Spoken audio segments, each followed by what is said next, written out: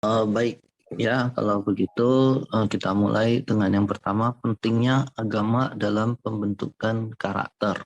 Nah, jadi kalau misalnya dulu uh, dulu istilahnya adalah barometer, ada yang kita disebut dengan IQ, intellectual quantity, di mana dalam sistem intelektual quantity ini yang dihitung adalah kecerdasan intelektualnya, kemampuan intelektualnya. Tetapi zaman sekarang selain IQ ada juga istilahnya SQ gitu kan, spiritual quantity gitu. Tentang juga ke ya tingkat spiritualitas atau tingkat agama lah gitu. Boleh ditanda kutip agama dalam karakter building seseorang. Nah, jadi peran spiritual atau peran agama ini juga sangat penting sekali. Karena kalau kita hanya mengedepankan kemampuan intelektual atau kemampuan akademis, seseorang ya bisa saja menjadi sukses, menjadi pintar, menjadi terpelajar, tetapi tanpa dasar agama yang kuat, maka akan terbentuk tidak akan terbentuk nilai-nilai dasar yang baik dalam diri seseorang. Misalnya nih, seseorang akhirnya menjadi pintar.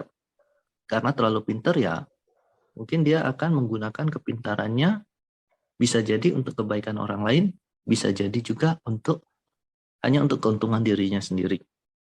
Hanya untuk keuntungan diri sendiri. Karena kurangnya dasar nilai-nilai agama. Di mana nilai-nilai agama itu kita diajarkan ya memang adalah kebaikan untuk sesama atau menjaga diri kita untuk tidak menyakiti, merugikan, melukai, merepotkan orang lain. Tapi tanpa nilai-nilai dasar tersebut akan terbentuk generasi yang oportunis, generasi yang hanya memikirkan keuntungan diri sendiri, bagaimana untuk mendapatkan keuntungan hanya untuk diri sendiri. Kembali seperti hukum ekonomi, dengan modal sedikit-dikitnya mendapatkan keuntungan yang sebesar-besarnya. Nah, itu yang akan terjadi. Jadi semua orang akan berlomba ya dalam mencari atau mendapatkan sebanyak-banyaknya untuk diri ataupun kelompoknya sendiri. Nah, itu kalau misalnya tanpa dasar nilai-nilai agama. Tetapi dengan adanya dasar-dasar nilai-nilai agama ini akan memberikan rambu-rambu, memberikan batasan-batasan kepada seseorang. Jadi seseorang ya juga akan berpikir bahwa tindakan ini adalah kurang baik di mata agama. Oleh sebab itu mereka yang menjalankan nilai-nilai agama itu akan berusaha menghindarinya. Nah, tetapi kalau tanpa nilai-nilai agama tersebut, ya mungkin secara KTP tetap saja karena merupakan persyaratannya secara KTP ya agama itu tetap ada, tetapi tidak tidak hidup berdasarkan agama itu. Atau ya istilahnya tidak menghayati atau tidak melakoninya dalam kehidupannya sehari-hari. Akhirnya ya hanya sebatas status di dalam KTP saja. Nah, kalau seseorang benar-benar menghayati atau melakoni, ya tentu ia akan berusaha menjalankan apa yang diperintahkan dan menghindari apa yang dilarang. Tapi dalam agama Buddha selalu mengedepankan tentang majjhima patipada. Majjhima patipada itu atau jalan tengah, keseimbangan, seimbang. Ya, jalan tengah, keseimbangan atau seimbang ini. Kalau di dalam Taoisme disebut sebagai yin dan yang. Keseimbangan yin dan yang. Ada hitam, ada putih. Seperti lambang Tao. Nah, dalam Buddhisme juga mengajarkan tentang majjhima patipada atau keseimbangan itu. Ya tentu saja bukan berarti hanya nilai-nilai agama yang penting, tetapi ya kemampuan intelektual atau akademis juga ya harus sama pentingnya, atau Dikatakan dua-duanya merupakan hal yang penting. Jangan sampai mengedepankan yang satu sehingga melupakan yang lainnya. Nah, nilai-nilai agama juga istilahnya terlalu dalam, terlalu tinggi hanya akan menjadikan fanatisme.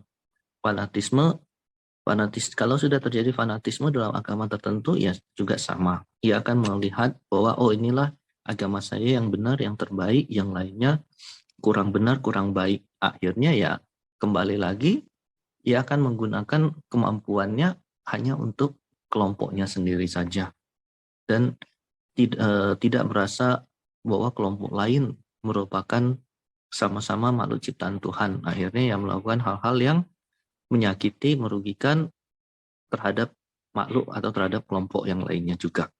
Oleh sebab itu ya kedua hal tersebut harus seimbang lah. Ya belajar agama ya perlu, kemampuan intelektual juga perlu, agar ya seseorang juga setelah mempelajari agama itu ia memiliki kemampuan untuk menelaah, menganalisis, istilahnya memilah mana yang memang benar membawa kebaikan, mana yang tidak.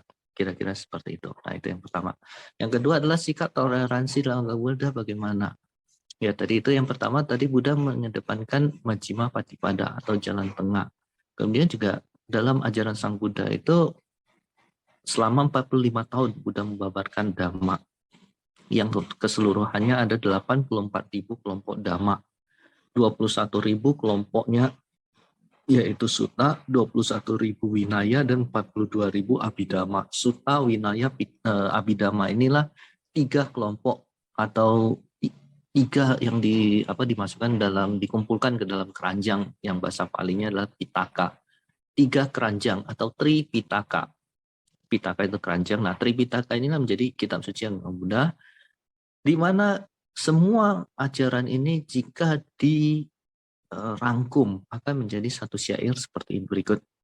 Sabba papasa akaranang kusala supasampada sacita pariyodhapanang etang budana sesanang. Sabba papasa akaranang, jangan berbuat jahat.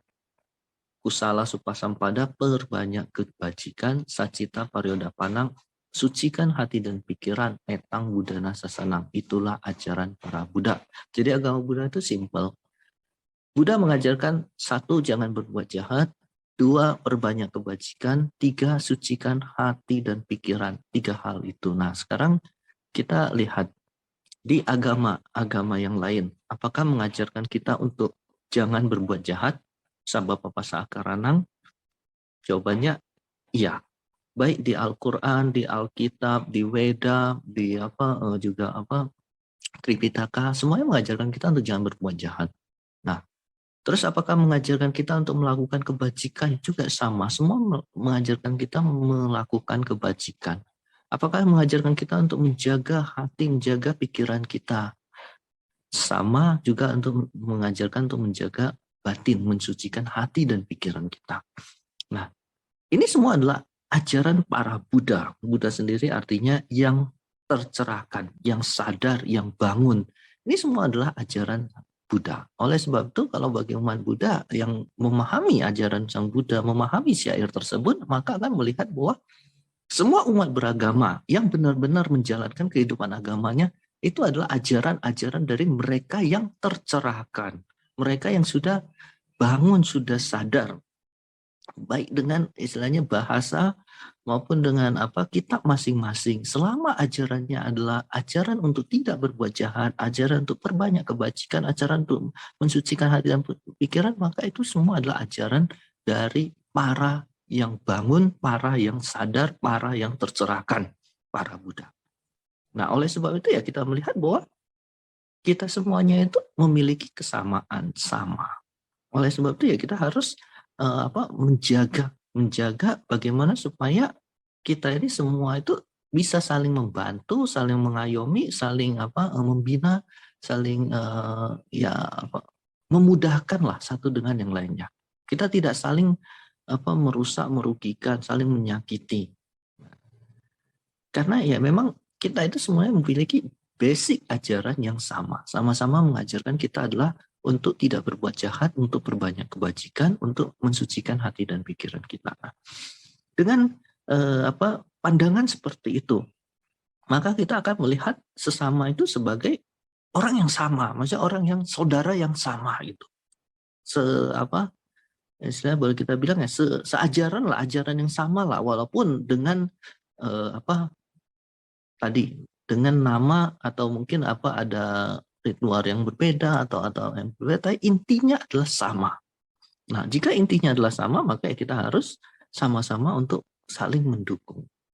Terus kemudian juga ya dalam budaya kita diajarkan sabesata bhavantu sukhitata, bahwa semua kita mendoakan semoga semua makhluk bukan hanya sama manusia, semoga semua makhluk bisa hidup berbahagia. Oleh sebab itu, kalau terhadap semua makhluk saja kita pancaran cinta kasih, kita pancaran meta, ya maka terhadap apalagi terhadap sesama manusia kita juga harus memancarkan cinta kasih, memancarkan meta. Ya dengan sikap seperti itu maka kita akan membangun toleransi. Tetapi kalau kita mulai dengan ini kaumku, ini umatku, ini kelompokku, ya kita tidak akan pernah benar-benar bisa